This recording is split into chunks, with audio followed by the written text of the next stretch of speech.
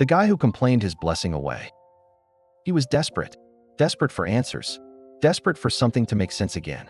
Every morning, he would wake up before sunrise, stare at the ceiling, and whisper prayers that felt like they hit the roof and fell back. He tried to move on, applied for jobs, smiled through pain, told his friends he was fine. But deep down, he was running on empty. Days turned into weeks, and weeks into months. Job applications filled his inbox, but silence filled his replies. Every unanswered email was another echo of heaven's silence. Every "maybe tomorrow" became another valley in his heart. He wept at the altar, cried in midnight prayers, and sowed seeds with trembling hands, hoping heaven would notice his sacrifice. And heaven did. The call came. "You're hired." He dropped to his knees, tears washing the floor. "God has remembered me," he shouted. The first day felt like prophecy fulfilled. He walked into the office like a king. Emails, meetings, chatter, everything was music to his ears. He even whispered on the bus, "Truly, my Redeemer lives." Week 1 was filled with thanksgiving. Week 2 overflowed with joy. He gave testimonies in church. "God gave me a job I don't deserve." But by week 3, gratitude lost its flavor. A new vocabulary crept in. Complaint became his daily companion.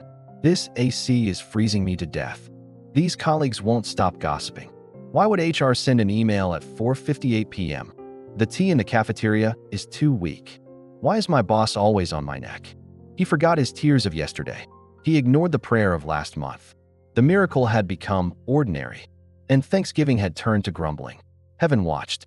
Angels who once danced at his testimony now folded their arms in sorrow.